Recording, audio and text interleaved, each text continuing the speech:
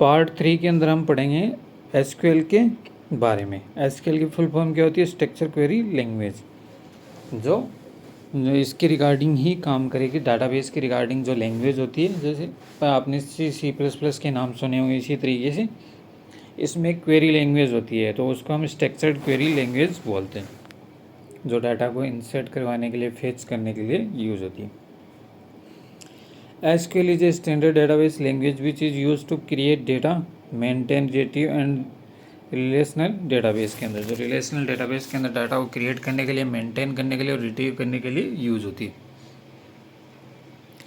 SQL is used for relational database like MySQL, Oracle, Sybase, SQL Server, PostgreSQL के लिए use होती है।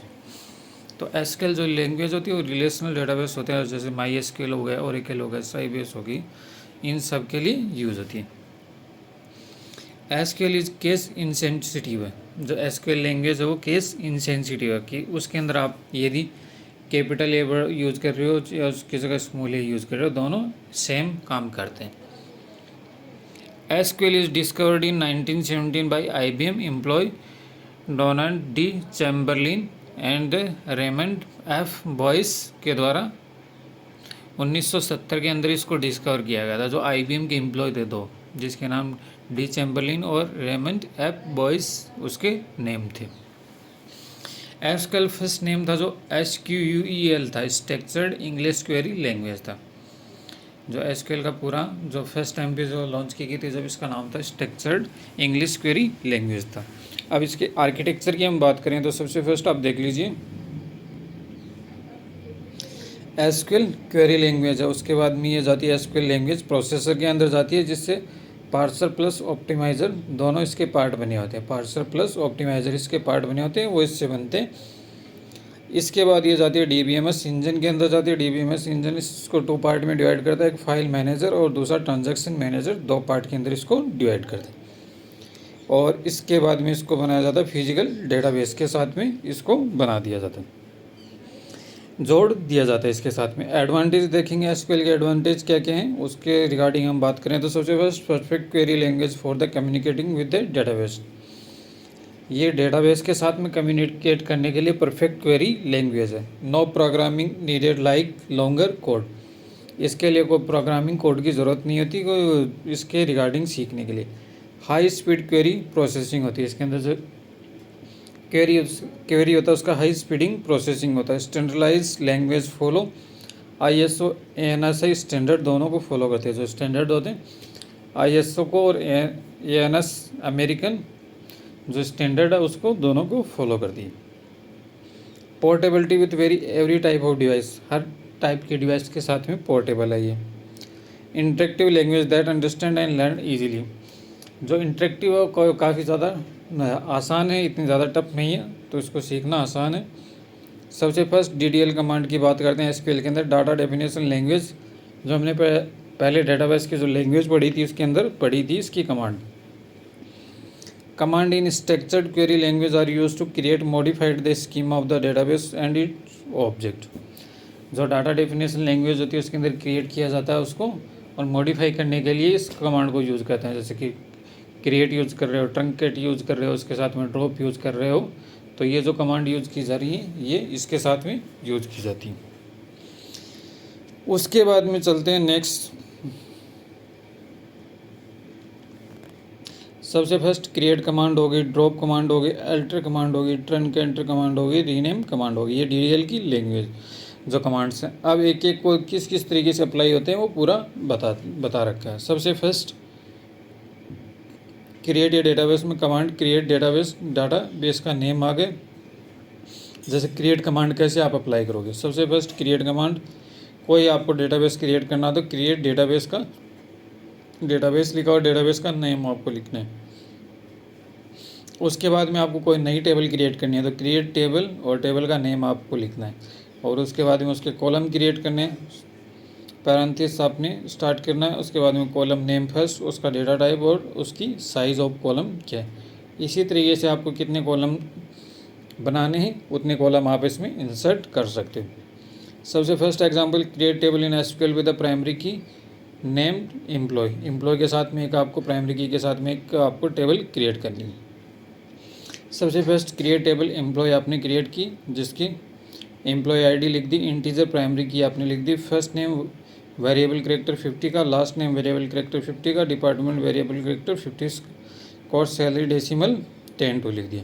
तो इसके अंदर क्या बन गए, 3 कॉलम तो नेम के बन गए, जो कंपोजिट एंटिटी होगी उसके साथ में एक सैलरी का बन गया, और प्राइमरी की के तौर पर एम्प्लॉय आईडी बन गया।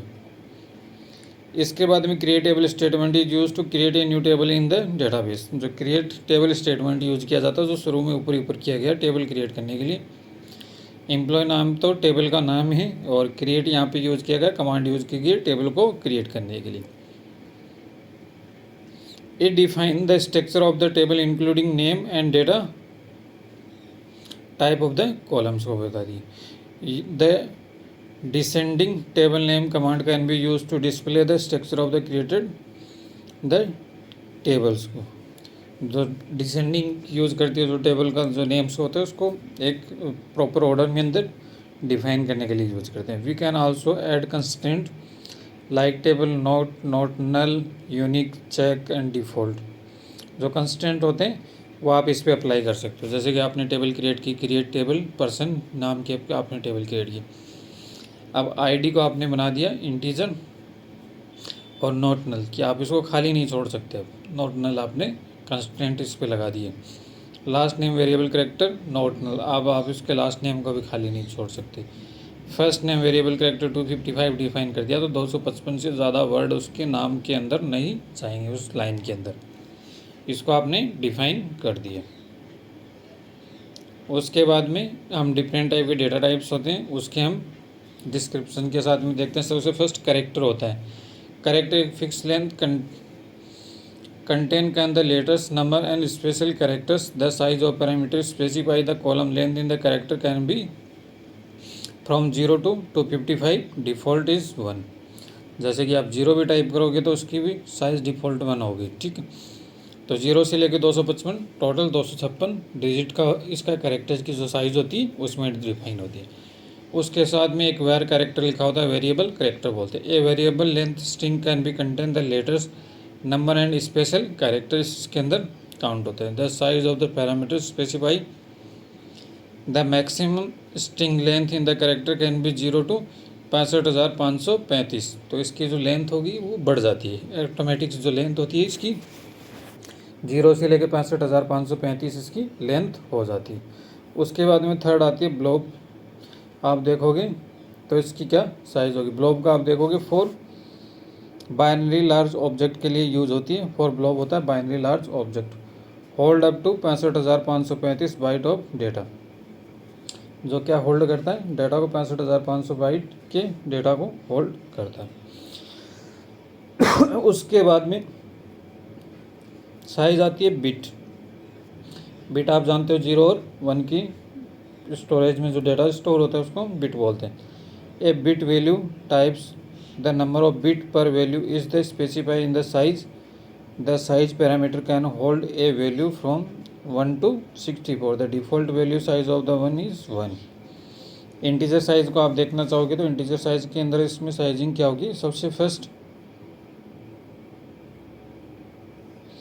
A medium integer single name from the 21, 47, 48। अब ये रेंज आप इसमें ध्यान में रखना है। जो इंटीजर की जो रेंज होती है ये बड़ा नंबर होता है। जैसे इसको मैं 2 डिजिट के नंबर से याद कर सकते हैं, जैसे कि 21, 47, 48, 36, 48। 21, 47, 48, 36, 47 तक होती है। इससे ये कम चलती है, और इसकी रेंज में 0 से लेके माइनस यहाँ से लेके प्लस यहाँ तक इसकी रेंज चलती है जो इंटीजर की होती है। अनसाइंड रेंज में क्या करती है कि इसका डबल हो जाता है। जैसे इन दोनों को आप जोड़ दोगे तो ये इसकी डबल हो जाएगी। अनसाइंड मतलब कि इसके पीछे कोई साइन नहीं होगा। ये नेगेटिव से चलती है और पॉजिटिव तक चलती है। 21, 47, 48, 36, 48 तक, और डबल कर दोगे तो इनको जोड़ जोड़ के आप लिख देना। 21 का डबल 42, 47 का डबल 94, 48 का डबल 96, 36 का डबल 72 और 47 का डबल 47 और 48 को जोड़ोगे तो 95 हो जाएंगे। The size parameter specify the maximum display of which 255। Integer size also right in the integer size के साथ में लिखा जा सकता है। तो इंटीजर इतनी वैल्यू होल्ड कर सकता है। जो डिजिट होते हैं, तो आप इसमें देख सकते हो 10 डिजिट के अंदर इसमें नंबर होल्ड हो जाते हैं। डेट होता है तो डेट का फॉर्मेट आप देख लीजिए, ईयर मंथ डे इसको लिखा जाता है।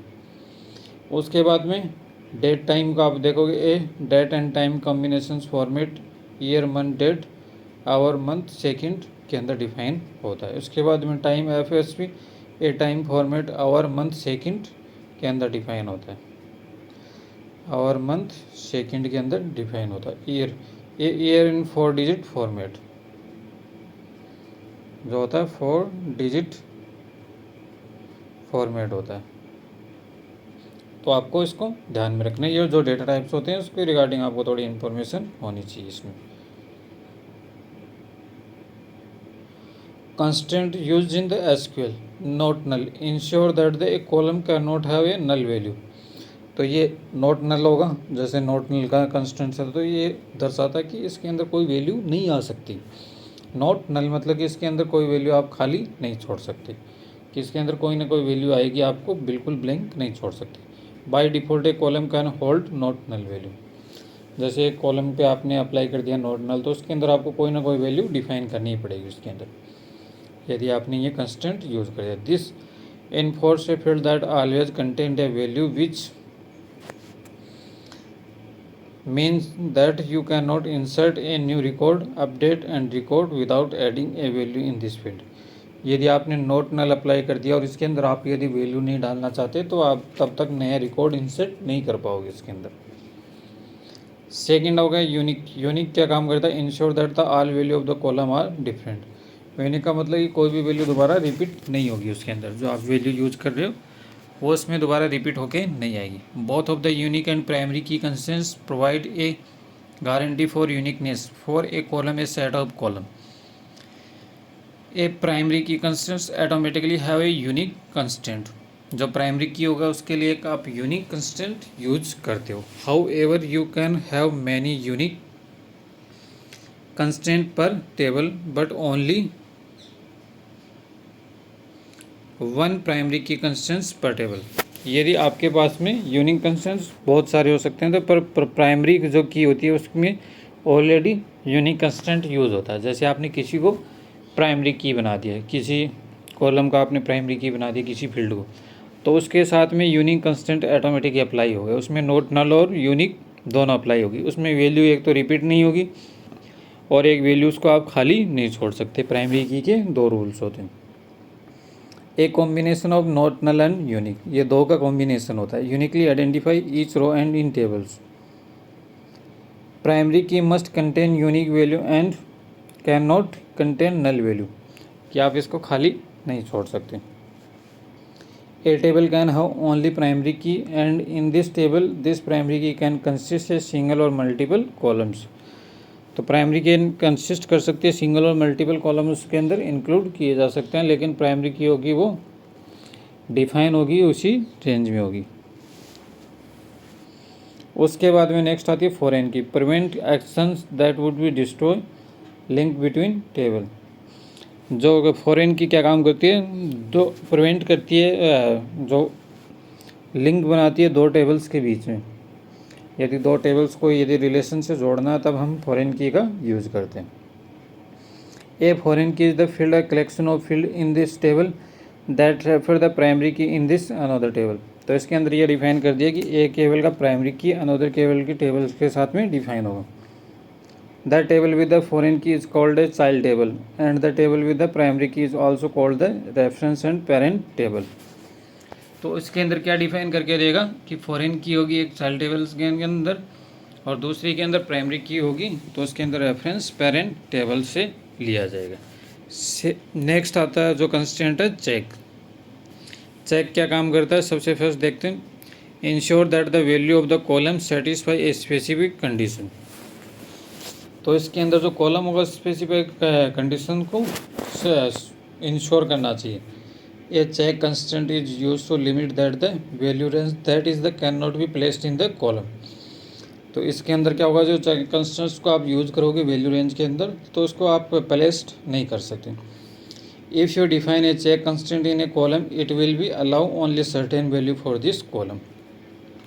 तो ये क्या करेगा, आपने यदि चेक कंस्ट्रेंट एक कॉलम पे अप्लाई कर दिया तो ये क्या करेगा, अलाउ करेगा वैल्यू को उस कॉलम के लिए। नेक्स्ट आता है डिफ़ॉल्ट। डिफ़ॉल्ट क्या काम करता है, the default constraint is use to set a default value for a column. जो डिफ़ॉल्ट कंस्ट्रेंट होगा वो क्या यूज करेगा, set of default value set करेगा कॉलम के लिए। A set a default value for a column if no value is specified. Default value के लिए क्या होगा, set of a default value column के लिए डिफाइन करेगा इफ़ है कोई वैल्यू उसके अंदर डिफाइन नहीं हो, स्पेसिफाइड नहीं हो तो। इसके बाद में नेक्स्ट कमांड आती है alter table statement. DDL command की अल्टर कमांड क्या काम करती है, पहले हम क्रिएट कमांड पढ़ चुके और उसके रिगार्डिंग हम जो कंस्टेंट अप्लाई करते हैं, डिफ़ॉल्ट हो गया, चेक हो गया, कंस्टेंट नॉट नल हो गया, यूनिक हो गया, तो ये किस किस तरीके से काम करते हैं इसके रिगार्डिंग कंस्टेंट हमने पढ़ लिए। अब हम देखते हैं अल्टर कमांड क्या करती है। अल्टर का मतलब होता है चेंज करना। आपको किसी चीज़ को चेंज करना हो, जैसे टेबल का नेम चेंज करना हो, टेबल का कॉलम चेंज करना हो, टेबल के डेटा चेंज करने हो, तो उसके लिए यूज़ कर सकते हो।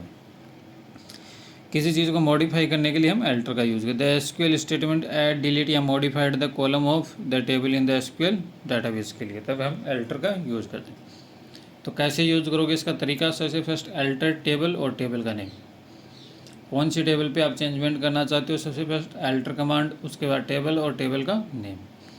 ऐड करना है, क्या ऐड करना है उसके अंदर, कॉलम का नेम, डेटा टाइप्स।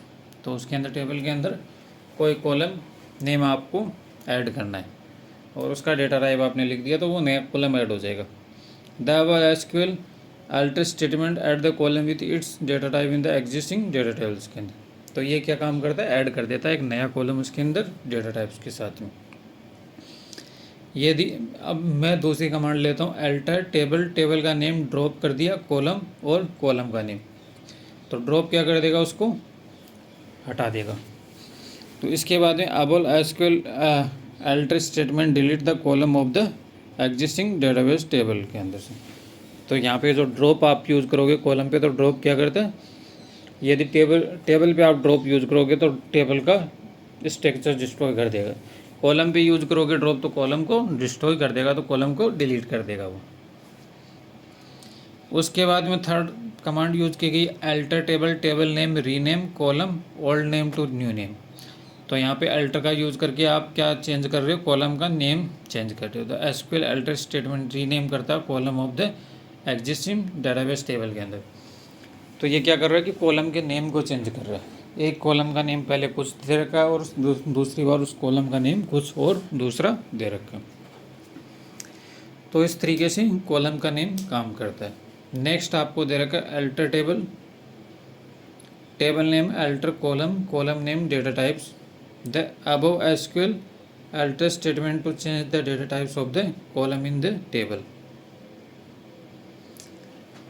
तो इसके अंदर क्या काम करेगा, जो अल्टर टेबल होगी, टेबल का नेम होगा, अल्टर कॉलम किया और कॉलम के नेम को डेटा टाइप से चेंज किया था। SQL statement to change the data type of a column in the table. तो ये क्या काम कर देगा, उसको चेंज कर देगा पूरे को। नेक्स्ट आता है drop table statement. Drop table statement कैसे काम करता है, तो ड्रॉप मैंने बताया कि ड्रॉप डिस्ट्रॉय कर देता है पूरे को। यदि आपने टेबल के ऊपर ड्रॉप लगाया तो टेबल का जो स्ट्रक्चर है पूरे को डिस्ट्रॉय कर देगा। Drop table, table name first, table name two, table name n. The above syntax of drop statement delete the specified table completely if the exist in the database. यदि आप table लिख के table के जो name आगे लिखोगे तो उन टेबल्स को डिलीट कर देगा वो पूरी तरीके से। नेक्स्ट कमांड अपने पास में ट्रंकेट टेबल स्टेटमेंट। ट्रंकेट क्या काम करता है, खाली कर देता है।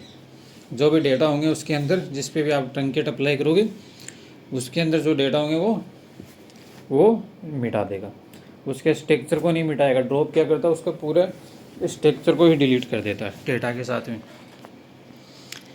ट्रंकेट टेबल और टेबल नेम। अब जिस टेबल नेम पे आपने ट्रंकेट अप्लाई किया था उसके डेटा को बिल्कुल खाली कर देगा। The truncate table statement is use to delete the data inside the table but not table itself. ये टेबल को नहीं डिलीट करेगा, ये टेबल के डेटा को डिलीट करेगा। सेकेंड आता है data manipulation language command in SQL। Data manipulations को कैसे अप्लाई करते हैं SQL में, सेलेक्ट कमांड, इंसर्ट, अपडेट और डिलीट। जो डीएमएल लैंग्वेज डीएमएल कमांड होती हैं उन पे कैसे अप्लाई होगा, तो उस पे देखते हैं सबको एक एक करके। सबसे फर्स्ट हम चलते हैं सेलेक्ट डीएमएल कमांड पे।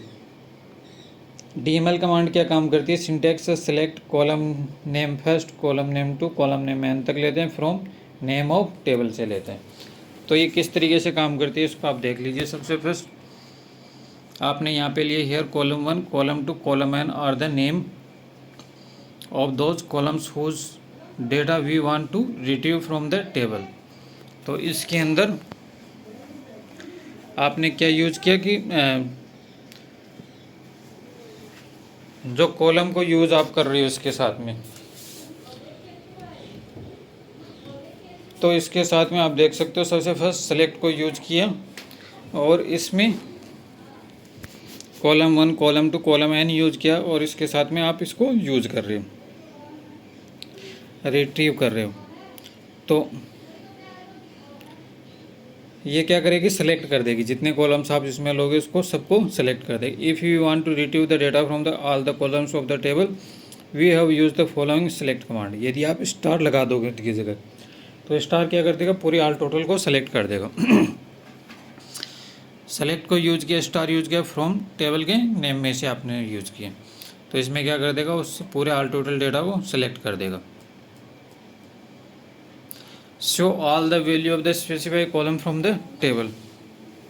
इसके अंदर आपको क्या करना है कि जो स्पेसिफाइड कॉलम्स होते हैं सबको ये वेरीफाइड कर देगा। यदि आपने चूज किया सेलेक्ट एम्प्लॉय आईडी, एम्प्लॉय की सैलरी फ्रॉम द एम्प्लॉय से, तो एम्प्लॉय टेबल में से आपने एम्प्लॉय आईडी और एम्प्लॉय सैलरी को चूज किया, तो वो आपको सिर्फ 2 कॉलम ही दिखाएगा। Select star from student where student marks 80, तो यहाँ से स्टूडेंट टेबल में से जिनके मार्क्स 80 हैं उनके सबके डेटा आपको दिखा देगा। तो इस तरीके से आप उस पर एसक्यूएल कमांड अप्लाई कर सकते हो। उसके बाद में सेकंड आती है इंसर्ट इनटू स्टेटमेंट कैसे यूज़ करते हैं। This statement can easily insert single and multiple record in A table. तो इसके द्वारा आप क्या कर सकते हो, सिंगल और मल्टीपल रिकॉर्ड को इसमें इंसर्ट कर सकते हो। सबसे फर्स्ट हम चलते हैं इंसर्ट इनटू टेबल नेम के अंदर। इसके अंदर आप किस तरीके से करोगे, कॉलम 1, कॉलम 2, कॉलम एन आपने यूज किया। अब ये थ्योरेटिकल है तो इसके अंदर थोड़ा सा आपको दिमाग लगा के इस चीज़ों को समझना पड़ेगा। उसके बाद में वैल्यू यूज किया और वैल्यू इनकी साथ में वैल्यू इंसर्ट कर दी। तो इसमें क्या किया, इंसर्ट इनटू किया। अब इंसर्ट कर रहे हो इनटू किसके अंदर, टेबल के अंदर। यहाँ पे कॉलम दे दिए और उसके अंदर वैल्यू इंसर्ट करेगा। जैसे कॉलम 1 के अंदर वैल्यू 1 इंसर्ट करेगा, कॉलम 2 के अंदर वैल्यू 2, कॉलम एन के अंदर को वैल्यू एन इंसर्ट करेगा। अपडेट डीएमएल कमांड कैसे यूज करोगे, इसके बाद में update allow user to update and modify existing data in the database. Alter क्या करता है, चेंज करता है, और अपडेट क्या करता है, नई वैल्यू अपडेट करने के लिए यूज करते हो कि आपको उसमें वैल्यू डालनी है। अल्टर उसको चेंज कर रहा है। सबसे first update table name use किया आपने, set column 1, column n, column n use किया, वेयर कंडीशन अप्लाई कर दी। तो उसको एग्जांपल से समझने की कोशिश करते हैं। जैसे अपडेट स्टूडेंट टेबल का नेम है और सेट कर दिया आपने स्टूडेंट के मार्क्स 80, स्टूडेंट की एज 21 है, वेयर स्टूडेंट की आईडी 103 और स्टूडेंट आईडी 202। जिस स्टूडेंट की आईडी 103 और 202 है उस स्टूडेंट के मार्क्स वो सेट कर देगा 80 और उनकी एज सेट कर देगा 21 उस कॉलम के अंदर। इस तरीके से अपडेट यूज करते हैं। नेक्स्ट आती है अपने पास में डिलीट कमांड। डिलीट कमांड कैसे यूज करते हैं, it allow SQL user to remove single or multiple existing record from the database tables के अंदर। ये क्या करता है कि एसक्यूएल के अंदर जो single or multiple existing record होते हैं उसको डेटाबेस टेबल में से क्या कर देता है, डिलीट कर देता है। Where we use where clause the where clause with the delete command to select a specified row from the table। उसके साथ में क्या करोगे आप, उसको वो कर दोगे, जो क्लॉज होगा उसके साथ में डिलीट कमांड का यूज करोगे और स्पेसिफाई रो और कॉलम को यूज करोगे। डिलीट फ्रॉम टेबल नेम में से यूज करोगे, वेयर कंडीशन आप इसमें अप्लाई करोगे। सबसे फर्स्ट इसके अंदर आप देख लीजिए, आपने डिलीट कमांड इसमें यूज़ की, फ्रॉम यूज़ की, और इसमें टेबल के नेम यूज की। वेयर कंडीशन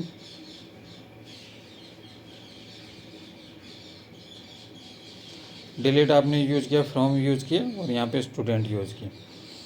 वेयर स्टूडेंट के मार्क्स ग्रेटर देन 70 हो, तो उसके साथ में आपने वहीं पे उसके क्या करेगा, उनको डिलीट कर देगा स्टूडेंट टेबल में से। आप ये ध्यान में रखना इसमें।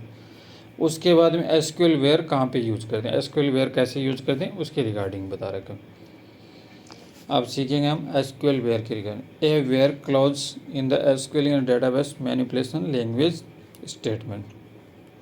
जो डाटा मैनिपुलेशन लैंग्वेज का स्टेटमेंट है SQL, it fulfil the record, it return only the query when fulfil the specific condition. तो ये क्या करेगा, फिल्टर करेगा रिकॉर्ड को, रिटर्न करेगा दोज क्वेरी को जो फुलफिल कर सकें कंडीशन को। Where clause is use in the select.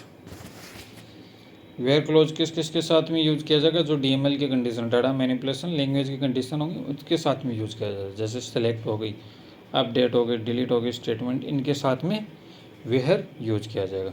Select हो गई, अपडेट हो गई, डिलीट हो गई, इन स्टेटमेंट के साथ में क्या यूज किया जाएगा, वेयर यूज किया जाएगा। सिंटेक्स आप देख लीजिए, सेलेक्ट कॉलम 1 कॉलम से लेकर कॉलम एन तक इसका यूज किया जाएगा। फ्रॉम टेबल नेम इसमें यूज करें। सबसे फर्स्ट वेयर कंडीशन आपने इसमें यूज की, तो इसके साथ में आप देख सकते हो। सबसे फर्स्ट आप देख लीजिए, इक्वल टू आप यूज कर रहे हो तो आपने इक्वल यूज किया। ग्रेटर देन, ये ग्रेटर देन का साइन है, ये लेस देन का साइन है। ग्रेटर देन इक्वल टू हो गया, और ये लेस देन इक्वल टू हो गया, और ये नॉट इक्वल टू हो गया। तो इसमें ये साइन हम इसके साथ में यूज करते हैं कंडीशन के साथ में, कि आपको इक्वल टू देखना है, नॉट इक्वल टू देखना है, ग्रेटर देन देखना है, लेस देन देखना है, तो इसके साथ में वेयर यूज होता है। तो वेयर कहाँ यूज होता है, फर्स्ट ये आप ध्यान में रखना है। सेलेक्ट, अपडेट, डिलीट और इनके साथ ही वेयर यूज होता है, डाटा मैनिपुलेशन लैंग्वेज के साथ ही यूज होता है। उसके बाद आता है एसक्यूएल एंड कहाँ यूज करते हैं। SQL and condition in the SQL query is create two or more condition to be meet. जब दो कंडीशन और दोनों एक्यूरेट हो तभी ही एंड काम करता है, आपको ध्यान में रखना हो। तो जब दो कंडीशन आपको चेक करते हो और दोनों सही हो, एंड यदि आपके उसके बाद एंड कंडीशन यूज कर रहे हो और दोनों सही हो, तभी एसक्यूएल कमांड सही काम करता है। इसके बाद में it is use to SQL select, insert, update और डिलीट। इसमें क्या होता है कि जैसे कि आपने ये यूज किया, तो एसक्यूएल के साथ में क्या यूज, सेलेक्ट, इंसर्ट, अपडेट और डिलीट, इन्हीं के साथ में ये यूज होता है। सेलेक्ट किया कॉलम, उसके बाद में कहाँ से सेलेक्ट किया कॉलम को, टेबल का नेम बता दिया, उसके बाद आपने वेयर कंडीशन लगा दी, और दो कंडीशन अलग अलग हैं और दोनों आपको सही चेक करनी, तब इसके साथ में आप एंड यूज कर सकते हो। The SQL and condition require for both condition should be meet. तो उसके दोनों कंडीशन मीट होनी चाहिए। जो एसक्यूएल की कमांड्स होंगी रिक्वायरमेंट के अकॉर्डिंग क्या होनी चाहिए, दोनों सही होनी चाहिए। उसके बाद में SQL and condition also can be used in the join multiple table in the SQL statement. सबसे फर्स्ट एसक्यूएल एंड कंडीशन को आप देखकर इसमें समझ सकते हो कि आप जॉइन मल्टीपल टेबल्स को इसमें यूज कर सकते हो। जैसे आपने एसक्यूएल यूज किया, कंडीशन आल्सो को can be use in the join multiple tables के अंदर यूज किया। सेलेक्ट स्टार आपने यूज किया, इसमें फ्रॉम एम्प्लॉय टेबल में से वेयर, डिपार्टमेंट, आईटी और लोकेशन चेन यूज किया आपने। तो इसके अंदर आपने क्या क्या यूज किया, एक तो डिपार्टमेंट, आईटी यूज किया, एक लोकेशन चेन यूज किया। अब ये दोनों मीटअप होंगी तभी ये एंड कंडीशन पे दिखाई। यदि इसमें से एक फेल हो गई तो उसके डेटा वो नहीं दिखाएगी। उसके बाद में नेक्स्ट देखें तो query to update the record in the employee table in which department of the employee is marketing and the first name is Suraj for the particular employee set the update the value of the location as Delhi. यदि आप इसमें क्या करोगे कि जो department के employ होंगे तो मार्केटिंग, क्योंकि फर्स्ट नेम तो उसका सूरज और पर्टिकुलर एम्प्लॉय, और अपडेट करना है वैल्यू लोकेशंस दिल्ली। तो आपने क्या यूज किया, अपडेट यूज किया, एम्प्लॉय सेट करनी है उसकी लोकेशन दिल्ली, और where department, marketing and first name क्या होना चाहिए उसका, सूरज होना चाहिए। तो ये दोनों कंडीशन आपने लगाई, एक तो मार्केटिंग की, वेयर के साथ में डिपार्टमेंट डिफाइन किया और उसके साथ में नेम डिफाइन किया और उसमें अपडेट कर दिया, सेट कर दी उसकी लोकेशन दिल्ली। तो इस तरीके से आप उसमें एंड यूज करते हो। नेक्स्ट आती है एसक्यूएल और में क्या होता है कि जब और यूज करते हो तो दोनों में से एक कंडीशन भी सही है तो ये डेटा अपडेट कर देगा। यदि दोनों कंडीशन मीट होंगी तब होगा, यदि इनमें से किसी का नाम सूरज है और मार्केटिंग से भी नहीं है तब भी डेटा दिल्ली सेट कर देगा। यदि कोई मार्केटिंग से उसका नाम सूरज नहीं, यदि बीच में और यूज किया हुआ तब भी उसका डेटा दिल्ली कर देगा। ये डिफरेंस होता है, दोनों में से एक भी कंडीशन सही है तब भी डेटा सेट कर देगा वो। और एंड के अंदर क्या होता है कि दोनों कंडीशन मीट होनी चाहिए, ये डिफरेंस होता है। The SQL or condition is used the SQL query is to create a SQL statement where record are written when any one condition meet. It can be used to select statement, insert statement, update statement और delete statement। तो इसके अंदर क्या होगा कि ये भी इसके साथ में DML के साथ में यूज़ करते हैं। डाटा मैनिपुलेशन, इंसर्ट, अपडेट होगी, डिलीट होगी, इनके साथ ही यूज़ होता है। सबसे पहले सेलेक्ट कॉलम का आपने सेलेक्ट किया, ये इसका सिंटेक्स है। फ्रॉम टेबल का नाम लिखा, वेयर कंडीशन और कंडीशन 2 के बीच में और लगा दिया। अब एग्जांपल से समझते हैं, सेलेक्ट स्टार यूज कर लिया। स्टार का मतलब कि आपने पूरे टोटल सब के सब कॉलम सेलेक्ट कर दी। फ्रॉम एम्प्लॉय टेबल के पूरे कॉलम आपने सेलेक्ट कर लिए। अब इस पर आप कंडीशन अप्लाई कर रहे हो, वेयर डिपार्टमेंट IT और लोकेशन चेन्नई, दो कंडीशन। यदि जिसका डिपार्टमेंट IT है उसका डेटा भी दिखाएगा और जिसका लोकेशन चेन्नई है उसका डेटा भी दिखाएगा। उसके बाद में डिलीट फ्रॉम एम्प्लॉय, अब उस पर आप अप्लाई कर रहे हो, डिलीट करना चाह रहे हो एम्प्लॉय टेबल में से वेयर लास्ट नेम जैन और लोकेशन बेंगलोर हो। तो जहाँ पे जिसका लास्ट नेम जैन होगा और लोकेशन बेंगलोर होगी उसके डेटा को डिलीट करवाना आप चाह रहे हो। यहाँ पे डाटा रिट्रीव करना चाह रहे हो, यहाँ पे डेटा डिलीट करवाना चाह रहे हो, ये दूसरी कमांड है। तो ये आपको ध्यान में रखना है। उसके बाद हम पढ़ते हैं SQL aggregate functions. Aggregate functions क्या होता है, जैसे एवरेज निकालना हो, सम निकालना हो, उसके बाद में काउंट होते हैं। तो ये छोटे छोटे फंक्शंस होते हैं, इसको हम एग्रीगेट फंक्शन बोलते हैं। An aggregate function is the function is that is perform a calculation on the set of the value या रिटर्न ऑन सिंगल वैल्यू। तो ये क्या काम करते हैं, एग्रीगेट फंक्शंस होते हैं, वो परफॉर्म करते हैं calculations of set of the values and return of the single values perform करते हैं। SQL aggregate function are used in with the group by clause of the select statement। तो SQL का जो एग्रीगेट फंक्शंस होता है वो किसके साथ में काम करता है, group by close with select statement के साथ में काम करता है। इसके अंदर आप देखोगे तो एग्रीगेट फंक्शंस आपने यूज किया, यहाँ पे काउंट आ गए, यहाँ पे सम आ गए, यहाँ पे एवरेज आ गए, यहाँ पे मिनिमम और मैक्सिमम। तो इनको आप समझ सकते हो कि मिनिमम क्या होता है कि आपको किसी चीज़ का मिनिमम देखना, मैक्सिमम उसकी मैक्सिमम वैल्यू देखनी है, एवरेज सबका टोटल सम करके उसकी एक डिवाइड कर देगा टोटल से तो एवरेज वैल्यू आ जाएगी। सम आप समझ सकते हो सबका टोटल कर देगा, काउंट आप उसको काउंटिंग करके बता दे। तो ये 5 टाइप के इसमें एग्रीगेटेड फंक्शंस होते हैं। ये भी आप अप्लाई कैसे करोगे इसका बता रखा हूँ। सबसे फर्स्ट हम चलते हैं काउंट स्टार आपने अप्लाई किया तो return all total number of records in this rows. तो काउंट स्टार आप यदि अप्लाई करोगे तो जितने टोटल रिकॉर्ड है उसको सबको काउंट करके बता देगा आपको। काउंट सैलरी करोगे तो return the number of the non null value over the column salary, जिसमें अंदर सैलरी भरी हुई है उनका कॉलम्स को ऐड काउंट करके आपको बता देगा। Count distinct salary, return the number of the distinct not null value over the column salary. तो यदि आपने डिस्टिंक्ट सैलरी यूज की, आपने सैलरी यूज की तो उसमें तो क्या करेगा, नंबर ऑफ नॉन नल को ही बताता है। और इसके अंदर क्या करेगा, इसके अंदर जो ब्लैंक होंगे डिस्टिंक्ट के साथ में वो भी काउंट करके बता देगा। तो ये डिफरेंस होता है इसके अंदर। इसी तरीके से सम अप्लाई करके होती है, जिस तरीके से काउंट किए उसी तरीके से सम स्टार अप्लाई किया तो सम करके बता देगा सबका न्यूमेरिक कॉलम्स का। सम सैलरी किया तो पूरी ऑल सैलरी का सम करके बता देगा। सम डिस्टिंक्ट सैलरी किया, sum all distinct non null value का सम करके बता देगा। इसी तरीके से एवरेज करोगे तो find the average value of columns, सब के सब सेम है इसके, जस्ट उसके पीछे उसका मेन काम क्या है, बस ये ध्यान में रखना। एवरेज क्या करता है, एवरेज करता है, एवरेज सैलरी क्या करेगा, सम सैलरी को काउंट सैलरी से डिवाइड कर देगा, तो क्या आ जाएगी उसकी एवरेज सैलरी आ जाएगी। एवरेज डिस्टिंक्ट में क्या होगा, सम डिस्टिंक्ट सैलरी को काउंट डिस्टिंक्ट सैलरी से कर देगा, तो डिस्टिंक्ट एवरेज आ जाएगी। मिनिमम फंक्शन क्या रिटर्न करता है, smallest value in this selected column. यदि जिस पे आप मिनिमम अप्लाई करोगे तो उसकी क्या कर देगा, वो मिनिमम वैल्यू आपको दिखा देगा। मिनिमम सैलरी में क्या करेगा, minimum value in the salary column aspect of the null, तो उसके अंदर आपको क्या करेगा, मिनिमम सैलरी दिखा देगा। मैक्सिमम फंक्शन को आप देखोगे इसके अंदर,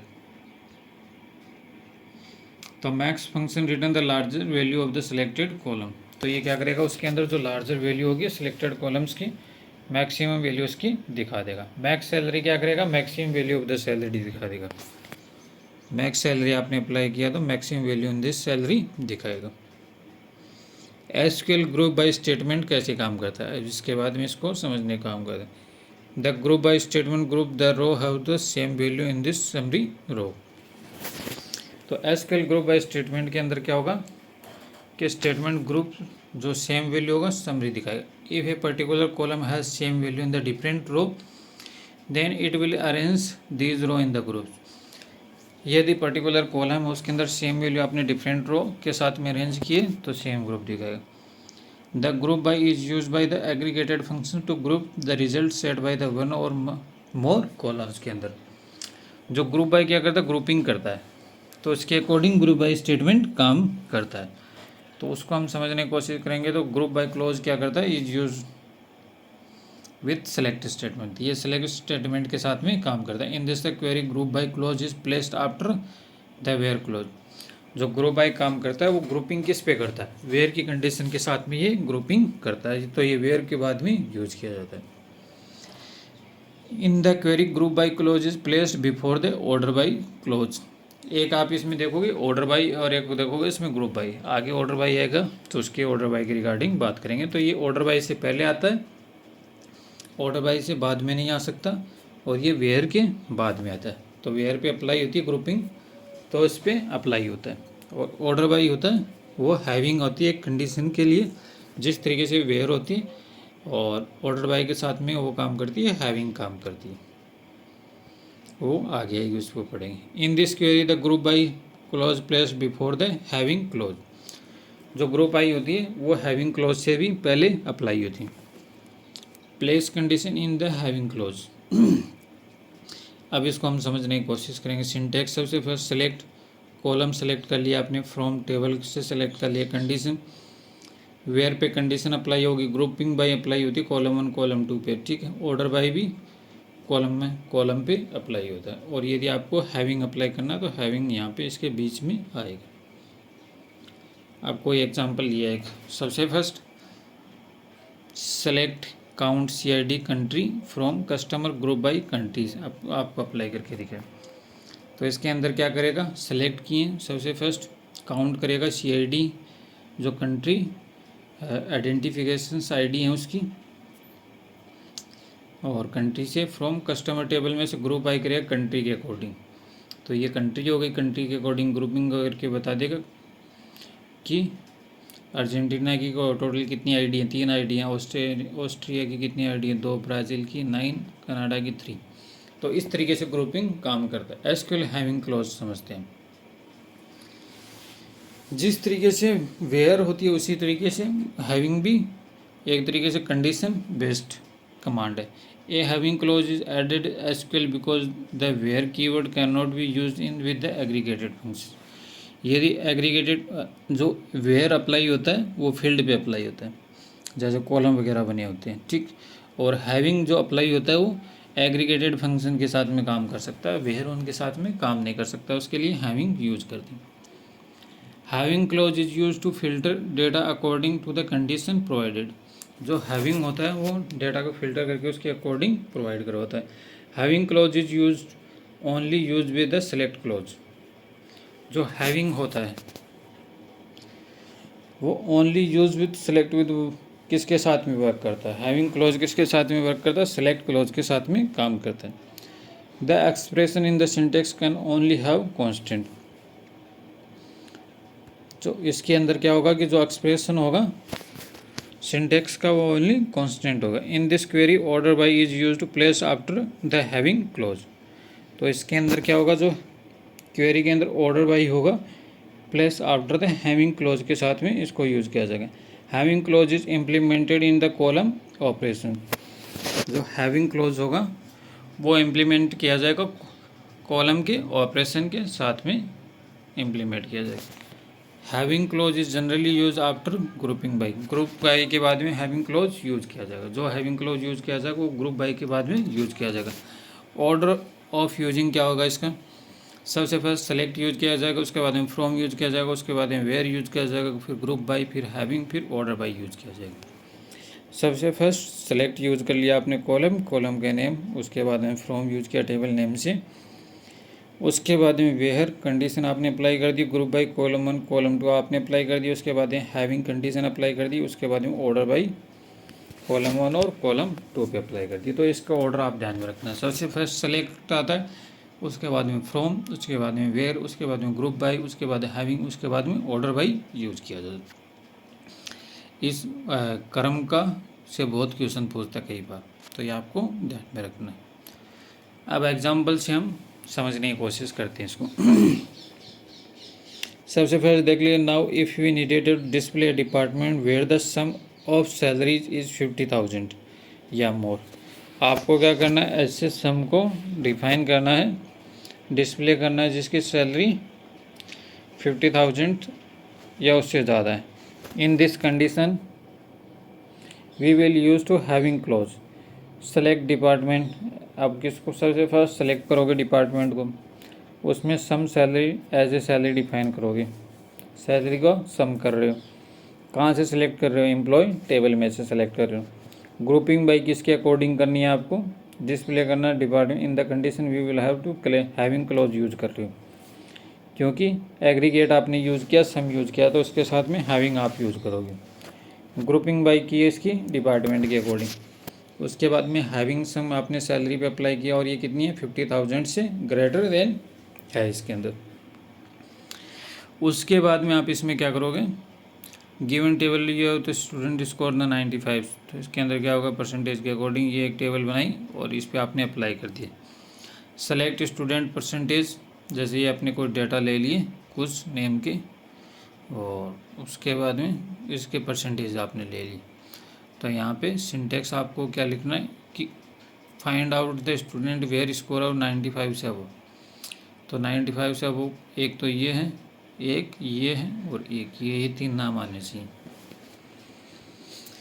तो इसके अंदर आपने क्या किया, सबसे फर्स्ट फ्रॉम स्टूडेंट किए, उसके बाद में ग्रुपिंग बाई स्टूडेंट के अकॉर्डिंग किया, परसेंटेज ग्रुपिंग बाई स्टूडेंट और परसेंटेज से कर रहे हैं। ठीक है, कौन कौन से कर रहे हैं, ग्रुपिंग बाई स्टूडेंट की कर रहे हो और परसेंटेज की कर रहे हो। 2 कॉलम की कर रहे हो, हैविंग परसेंटेज आपने अप्लाई किया और ग्रेटर देन 95%। तो इसके बाद में आपके पास में 3 स्टूडेंट के मार्क्स आपके पास में शो कर देगा। तो इस तरीके से आप इसको अप्लाई करते हो। नेक्स्ट आपको दे रखा है SQL order by. Order by किस तरीके से काम करता है, हैविंग के बाद में ऑर्डर बाई काम करता है। जिस तरीके से ग्रुप बाई काम करता है उसी तरीके से ऑर्डर बाई काम करता है। Order by keyword is use to sort the result set in the ascending और डिसेंडिंग ऑर्डर। जो ऑर्डर बाई कीवर्ड यूज करता है वो सॉर्ट और रिजल्ट सेट को असेंडिंग और डिसेंडिंग करने में यूज करता है। जो सेलेक्ट स्टार फ्रॉम प्रोडक्ट और ऑर्डर बाई प्राइसिंग से यूज करते हैं। जैसे आपने इसमें यूज किया, सेलेक्ट यूज किए और स्टार यूज किए, उसके बाद में इसमें आपने प्रोडक्ट का यूज किया, सेलेक्ट स्टार आपने इसमें यूज किया और इसमें आपने प्रोडक्ट का यूज किया, और ऑर्डर बाय आपने प्राइसिंग के अकॉर्डिंग कर दिया। जैसे न्यूमरिक्स वैल्यू हो गई, असेंडिंग और डिसेंडिंग आपको डिफाइन करना है। तो बाय डिफ़ॉल्ट आपने सेलेक्ट किया कॉलम 1 कॉलम में, इसका सिंटेक्स क्या हो जाएगा, order by column 1 column ascending, यदि असेंडिंग ऑर्डर के लिए असेंडिंग और डिसेंडिंग के लिए डिसेंडिंग यूज करोगे। उसके बाद में नेक्स्ट आता है एसक्यूएल लाइक ऑपरेटर कैसे काम करता है। The like operator is used in the where clauses to search a specific pattern in the columns. जो लाइक ऑपरेटर होता है एसक्यूएल के अंदर वो किस तरीके से काम करता है उसके रिगार्डिंग हम बात करते हैं। जो लाइक ऑपरेटर होता है वो search pattern in the column के लिए वेयर क्लॉज के अंदर सर्च आपने यूज किया, उसके साथ में स्पेसिफाई करता है पैटर्न को column. There are two wildcard often in the conjunctions where the like operator. तो उसके अंदर क्या होगा, दो वाइल्ड कार्ड होंगे और उसके साथ में ऑफन कंजक्शंस में लाइक ऑपरेटर काम करता है। जैसे इसको आप एग्जांपल से समझ पाओगे, the percentage sign percentage represent 0, 1 और मोर मल्टीपल करेक्टर। अब इसको आप देख समझें कि इसके साथ में जो साइन यूज़ करता है परसेंटेज साइन के साथ में इसको यूज़ किया जाता है। The underscore sign represent one single और करेक्टर्स। एग्जांपल से आप समझ पाओगे इसके अंदर। क्वेरी रिट्रीव करनी है आपको supplier ID name address from the suppliers. आपको एक क्वेरी रिट्रीव करनी है सप्लायर आईडी नेम और एड्रेस। सप्लायर आईडी नेम और एड्रेस तीनों को सिलेक्ट किया आपने। कहाँ से करना है, सप्लायर टेबल में से, फ्रॉम सप्लायर टेबल ले ली। Where supplier name start with from key. अब उसके अंदर कंडीशन लगाई कि जो सप्लायर का नेम स्टार्ट होगा वो के से स्टार्ट होना चाहिए, तब हम लाइक यूज़ करते हैं। वेयर कंडीशन अप्लाई की नेम अप्लाई की तब तक तो ठीक था, यहाँ तक तो नॉर्मल आपने कंडीशन अप्लाई की। अब उसके अंदर भी आपने कंडीशन डाल दी कि नाम के से स्टार्ट होना चाहिए, तो लाइक के परसेंटेज यूज़ किया। अब उसका नाम जो स्टार्ट होगा के से स्टार्ट होगा परसेंटेज। अब इसको डिफरेंट तरीके से शो किया जाए, जैसे retrieve entire table where address contain कि उसका पूरा एड्रेस क्या ओखला कंटेन ओखला एड्रेस उसका शो होना चाहिए। सेलेक्ट किए स्टार सबके सब कॉलम सेलेक्ट हो गए फ्रॉम सप्लायर टेबल में से। Where address like Okhla percentage डाल दिया। दोनों के बीच में जो आप लिखोगे सेम टू सेम वही शो करेगा। यहाँ पे कैसे स्टार्ट होना चाहिए नेम, और यहाँ पे उसका एड्रेस ये ओखला शो होना चाहिए। तीसरी क्वेरी आपको दे रही return all customers starting with the ABCDEFC। Select star from customer where customer name like A to F। जिनका नेम ए से लेकर एफ के साथ में स्टार्ट होना चाहिए उसके नाम है, तो ए से एफ तक की रेंज को आपने सेलेक्ट किया और उसके आगे परसेंटेज लगा दी। अब परसेंटेज कहाँ लगाते हैं उसके रिगार्डिंग हम समझने की कोशिश करते हैं। ए परसेंटेज लगाओगे तो matching string that started with a. यदि ए परसेंटेज लगाया तो जो ए से स्टार्ट होगी वो स्ट्रिंग को मैच करके उसके डेटा शो कर देगा। पहले परसेंटेज और ए लगा दिया तो इसका मतलब ये शो करता है कि जो लास्ट में होगा वो ए होगा। Match string with the end of the ए, जो यहाँ पे स्टार्ट होगी मैच और यहाँ पे एंड होगी। ए परसेंटेज टी, यहाँ पे स्टार्ट ए से होगी और ख़त्म टी पे होगी। Match string content the start with a end with T. Percentage wow, तो इसके बीच में match string that contain sub string wow at the any position. इन दोनों स्ट्रिंगों के बीच में परसेंटेज के बीच में जो नाम होगा वही शो करेगा। ये सेमीकोलन यूज करके आपने अंडरस्कोर यूज करके वाव परसेंटेज लिखा, तो ये बताता है कि match string that contain sub string wow in at the position of second. पहला खाली रहेगा उसके बाद सेकेंड पोजिशन पे वाव होगा उस वर्ड के अंदर, तो ये इसमें ध्यान होगा। यहाँ पे भी अंडरस्कोर ए परसेंटेज है तो match string that contain a at the second position, तो ये शो करता है कि उसकी सेकेंड पोजिशन पे क्या होगा उसमें उसको शो करेगा कि ए को शो करेगा। जैसे यहाँ पे वाव शो करेगा उसमें कंटेंट में, इसी तरीके से ए परसेंटेज ये शो करेगा कि उसमें ए होगा सेकंड पोजीशन पे। ए डबल अंडरस्कोर यूज किया तो उसके बाद में क्या होगा कि उसमें एटलीस्ट 3 कैरेक्टर होंगे। Match string started with a and content at least 2 और मोर कैरेक्टर्स, उसके अंदर तो टोटल 3 कैरेक्टर्स होंगे उसके अंदर। तो इस तरीके से ये शो करता लाइक किस तरीके से यूज करते हैं। उसके बाद में नेक्स्ट आता है एसक्यूएल इन ऑपरेटर। एसक्यूएल इन ऑपरेटर किस तरीके से काम करता है उसकी हम बात करते हैं। The in operator allow you specify multiple value in the where clause. जो इन ऑपरेटर होगा इसके अंदर क्या यूज करेगा, जो स्पेसिफाई करेगा मल्टीपल वैल्यू को वेयर क्लोज के अंदर। The in operator in the short and multiple conditions के साथ में होगा। द इन ऑपरेटर होगा वो शॉर्ट एंड होगा मल्टीपल और कंडीशंस की। Return all customer from Germany France और यूके। जैसे आपको रिटर्न करने हैं पूरे कस्टमर्स कहाँ से, जर्मनी के हो या फ्रांस के हो या यूके के आपको रिटर्न करने हैं। तो आपने क्या किया इसमें सेलेक्ट स्टार यूज किया तो सब के सब सेलेक्ट हो गए इसमें। उसके बाद में फ्रॉम कस्टमर से मतलब कि पूरे कस्टमर टेबल से सेलेक्ट हो रहे हैं सब के सब कॉलम। वेयर कंट्री इन आपने कंडीशन लगा दी जर्मनी फ्रांस यूके, तो कंट्री लगाई तो यहाँ पे कंट्री के डेटा शो कर दिया। अब इन डाल दिया तो इन्हीं 3 कंट्रीज़ के डेटा को वो शॉर्ट हैंड करके आपको शो करेगा। जर्मनी फ्रांस और यूके के डेटा ही आपको शो करेगा उसके अंदर। ये इसका सिंटेक्स हो गया, जैसे यहाँ पे ये एग्जांपल है और ये इसका सिंटेक्स लिखा। SQL not in operator, in operator not in के अंदर उसका विपरीत हो जाएगा कि जैसे कि यहाँ पे आपने नॉट इन लगा देते आप इसके पीछे, इन की जगह नॉट इन लगा देते तो इन तीन कंट्रियों से डेटा नहीं होना चाहिए, बाकी डेटा वो रिट्रीव करके दे देगा आपको। तो यही डिफरेंस होता है उसके अंदर। By using not keyword in the front of the in operator you return all the record that not in any value in the list. Not in के साथ में यूज करोगे तो जो नहीं है उनके डेटा नहीं शो करेगा, बाकी के शो कर देगा इसके अंदर। Return all customer that are not from the Germany France and UK होंगे, उनके डेटा को शो कर देगा इसके साथ में। तो ये इसमें बेसिक डिफरेंस होता है, फ्रांस जर्मनी फ्रांस यूके के डेटा को शो कर देगा। उसके बाद में नेक्स्ट आता है बिटवीन ऑपरेटर। बिटवीन ऑपरेटर क्या काम करता है? The between operator select value within the given range, the value can be numbers text and dated. Dates की फॉर्मेट है। जो बिटवीन ऑपरेटर होगा वो किस तरीके से काम करता है, आपको एक कोई रेंज दे रखी है, डेट की रेंज निकालनी हो तो आप बिटवीन का यूज़ कर सकते हो, ठीक है। एक स्टार्टिंग और एक एंड पॉइंट होता है, उसके बीच में आप बिटवीन यूज़ कर सकते हो। The between operator is inclusive, begin and end value are included, जिसमें बिगिन शुरू होने वाली और ख़त्म होने वाली दोनों वैल्यू इसमें इंक्लूड होती है। Example select all product with A price between 10 to 20। Select star use किया आपने, फ्रॉम प्रोडक्ट से यूज किया, वेयर प्राइस बिटवीन 10 and 20। जो आपने सेलेक्ट स्टार यूज किया उसके अंदर फ्रॉम प्रोडक्ट से यूज किया, वहाँ पे आपने प्राइस यूज की बिटवीन 10 and 20 के बीच में।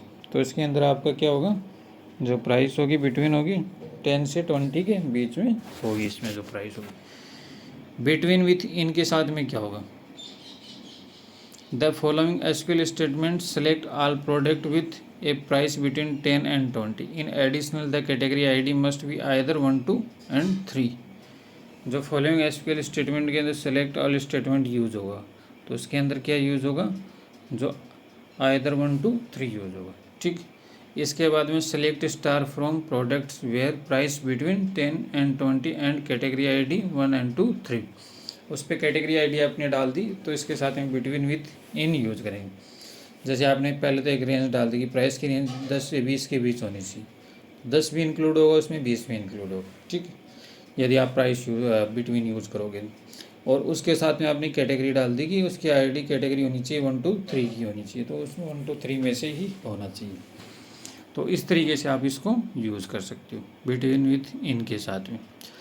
Between not between text value, जैसे बिटवीन यूज़ करते हो तो दो बिटवीन के बीच में, और नॉट बिटवीन क्या होगा कि उस रेंज के अकॉर्डिंग उसके बीच की नहीं होगी, वो उसका उल्टा हो जाएगा। जिस तरीके से इन और नॉट इन यूज कर रहे थे, सेम वही फंक्शन इस पर काम कर रहे हैं। The following SQL statement use to display and hiding the range. Syntax हो गया सेलेक्ट कॉलम, तो सिंटेक्स तो आप बार बार देखोगे तो याद हो जाएगा कि सबसे फर्स्ट सेलेक्ट कमांड थी, कॉलम सेलेक्ट कर रहे हो, फ्रॉम टेबल का नेम सेलेक्ट कर रहे हो, वेयर कॉलम।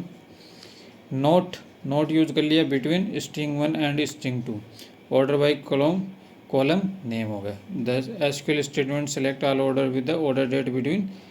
अब जो डेट को लिखते हैं उसके दो तरीके होते हैं लिखने के, आप देख सकते हैं, 1 जुलाई 1996 से 31 जुलाई 1996 के बीच की कोई डेट है। सेलेक्ट स्टार फ्रॉम ऑर्डर, नाम की टेबल है, वेयर ऑर्डर डेट बिटवीन, एक तो ये इस तरीके से डेट को लिखा जाता है और दूसरा इस तरीके से डेट को लिखा जाता है। तो दो तरीके से आप डेट को इसमें लिख सकते हो, हैज से, और इसके साथ में छोटे इन्वर्टेड कोमा के अंदर बंद करके भी आप इसको डेट को शो कर सकते हो। उसके बाद नेक्स्ट आता है एसक्यूएल अलाइंस।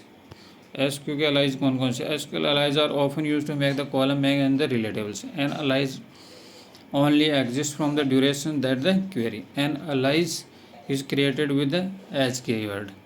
तो इसको आप समझ सकते हो कि select customer ID as ID, as is optional, यहाँ पे एज क्या है, ऑप्शनल है। फ्रॉम कस्टमर्स में से, जो कस्टमर की आईडी उसमें से एज ऑप्शनल है।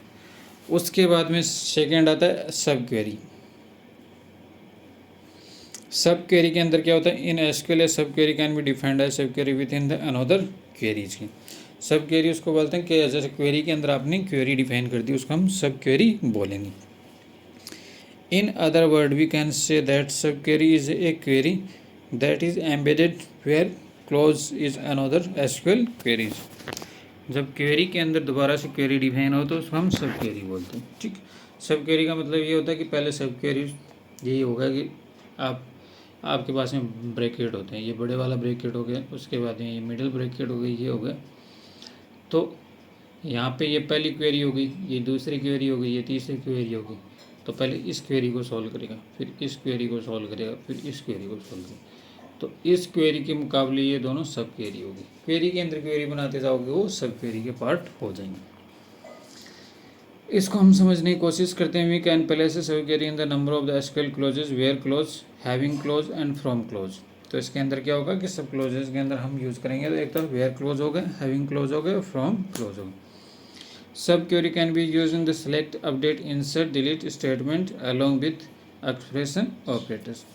सब क्वेरी के साथ में क्या होगा, एक सिलेक्ट होगा, एक अपडेट होगा, एक इंसर्ट होगा, एक delete statement along with expression operator use करेंगे।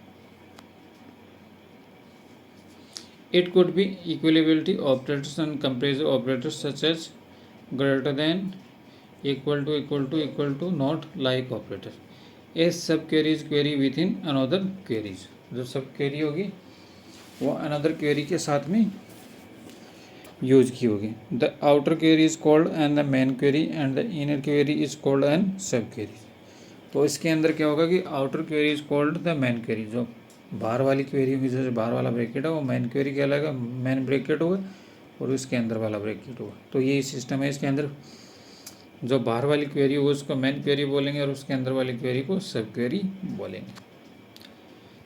सेकेंड है इसके अंदर the sub query generally executed है। जो सब क्वेरी होगी, जो अंदर वाला ब्रैकेट होता है वो सबसे पहले एग्जीक्यूट होता है। यही पोजिशन इस पर अप्लाई होगी सब क्वेरी में।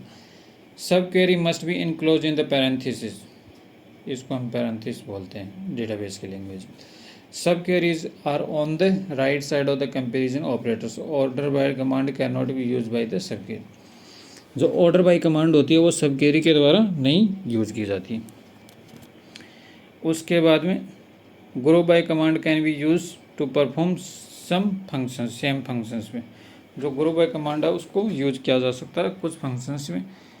And order by the commands, syntax होगा सिलेक्ट कॉलम नेम हो गया, उसके बाद में from table names where column का नेम होगा, एक्सप्रेशन ऑपरेटर का यूज़ कर लिया। इसके अंदर क्या किया, ये सिंटेक्स दिखा रहा है। सिंटेक्स आपको बेसिक तो आप समझ में आ गया होगा। सिलेक्ट आपने यूज़ किया, कॉलम का नेम ले लिया, आपको क्या सिलेक्ट करना है, फ्रॉम टेबल का नेम आपने ले लिया, where column name, expression operator use किया, और उसके अंदर फिर दोबारा से एक कंडीशन आपको अप्लाई करिए।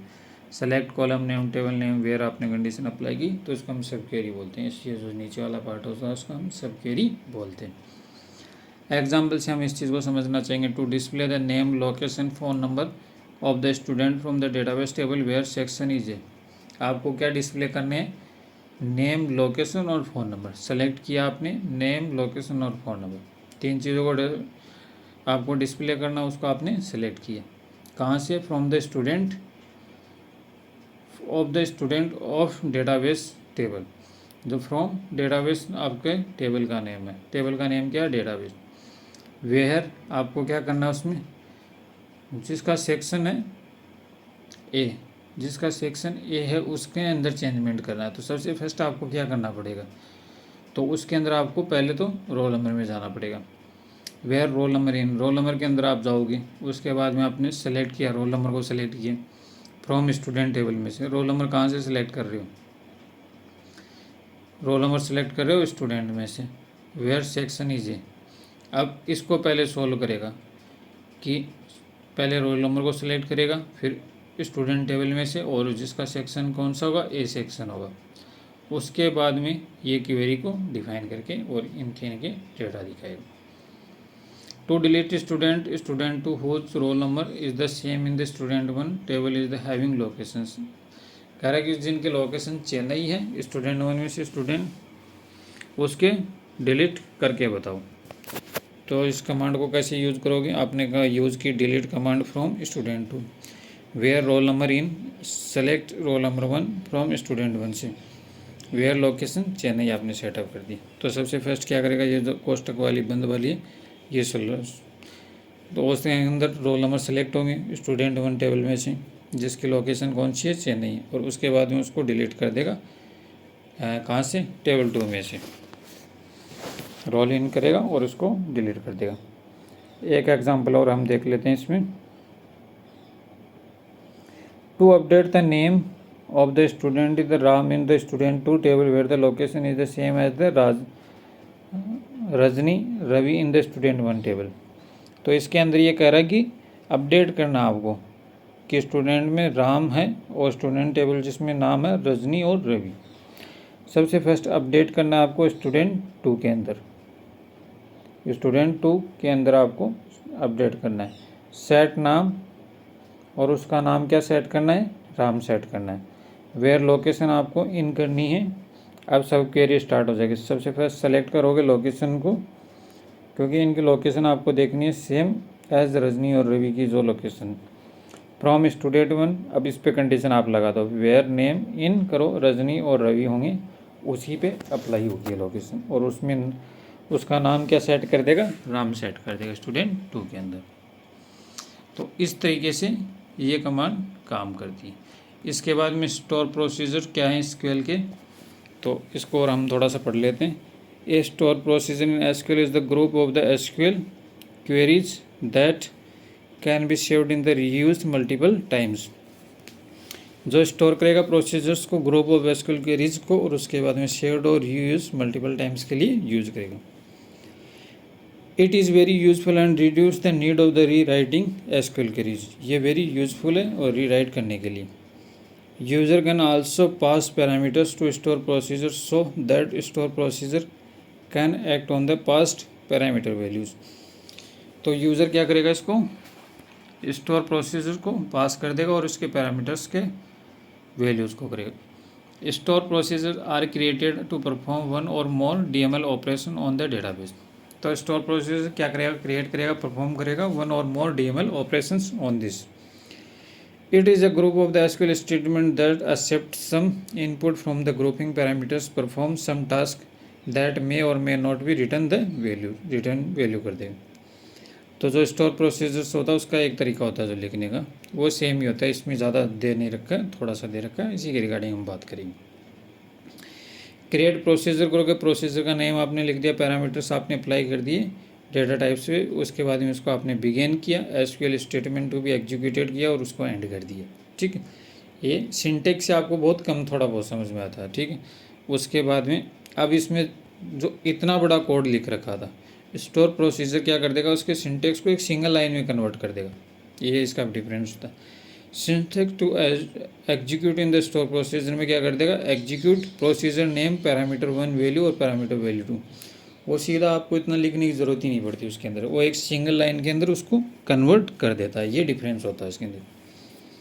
सबसे फर्स्ट इनपुट पैरामीटर, इनके साथ में क्या करेगा, these parameter are use to pass value from the calling statement at the store procedure के अंदर। तो इनपुट प्रोसीजर के अंदर क्या करेगा, उसको सबको चेंजमेंट कर देगा। आउटपुट पैरामीटर, आउटपुट के अंदर क्या काम करेगा, these parameter are use to return value from the store procedures के अंदर जो आउटपुट पैरामीटर्स होंगे वो वैल्यू को स्टोर प्रोसीजर से आउट कर देंगे। इनपुट आउटपुट पैरामीटर्स के साथ इन आउट यूज़ करोगे। तो इसके अंदर क्या होता है कि शॉर्ट रूप होता है, ये चीज़ को झट से एक मशीनी लैंग्वेज बोल सकते हैं आप, उसमें पूरा पहले से डिफाइंड होता है, एक सिंगल लाइन के अंदर आप उसको डिफाइन कर सकते हो। ये फ़ायदा होता है इसका। These parameter allow to store procedure to accept the input value and the return the output value. Create store procedures name get customer by the country. तो इसके अंदर क्या होगा, जैसे कि आपने पूरा कोड लिखा, create procedures get customer by country, country var characters as begin, select customer name, contact from the customer where the country, country ID end किया। अब इतनी राम कथा आपने इसमें लिखी, इसको एग्जीक्यूट, ये सीधा एक सिंगल लाइन में एग्जीक्यूट किया get customer by the country at the rate country आपने यूज किया और ये कोड जनरेट कर देगा। तो ये फ़ायदा होता है स्टोर प्रोसीजर का।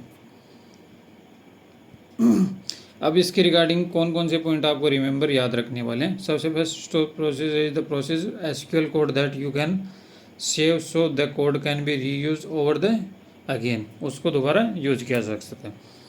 Provide or more modular approach to database design, store procedure can reduce network traffic and the latency boosting applications performance. A single call in the store procedures can execute many statement, एक single call होता है store procedures का, कई statement को execute कर सकता है, ये फायदा होता है। Store procedure have better support and error handling होती है। Store procedure can use to provide the advanced database functionality such as modifying the data in the database. जो स्टोर प्रोसीजर्स होता है वो क्या करता है, प्रोवाइड करता है आपको एडवांस डेटाबेस फंक्शनलिटी को प्रोवाइड करता है और मॉडिफाइंग करने का काम करता है। इसके बाद में नेक्स्ट पार्ट आता है एम्बेडेड एसक्यूएल। एम्बेडेड एसक्यूएल क्या करता है, जिस तरीके से एम्बेडेडिंग होती है, एम्बेडिंग आपने नाम सुना होगा, उसके अंदर पर्टिकुलर किसी चीज़ के लिए बनाया जाता है कोई सॉफ्टवेयर। तो एम्बेडेड एसक्यूएल के अंदर क्या होगा, पर्टिकुलर किसी चीज़ के लिए बनाई जाएगी तो उसी के लिए वो काम करेगी। Embedded SQL allow to integration से high level programming language with the database management system के साथ में, जो हाई लेवल प्रोग्रामिंग लैंग्वेज होंगे उसके साथ में इंटीग्रेट करने के लिए हम एम्बेडेड एसक्यूएल का यूज़ करेंगे। तो इसके अंदर क्या होगा, proper DBMS that support the embedded SQL are IBM DB2, Microsoft SQL servers, Oracle database, Postgre SQL and SV Sybase का इसमें आप यूज कर सकते हो। स्ट्रक्चर ऑफ एम्बेडेड एसक्यूएल्स का क्या होगा, कनेक्शन टू द डेटाबेस, जो क्या करेगा, कनेक्शन डिफाइन करेगा डेटाबेस के साथ में। डिक्लेरेशन सेक्शंस होगा, उसके साथ में डिक्लेयर कर देगा सेक्शन को। उसके बाद में एग्जीक्यूशन सेक्शंस उसके एग्जीक्यूट कर देगा और उसके बाद में एरर हैंडलिंग आ जाएगा, लास्ट के अंदर एरर हैंडलिंग आ जाएगा, उसके अंदर एग्जीक्यूट करेगा और एरर हैंडलिंग यूज करेगा।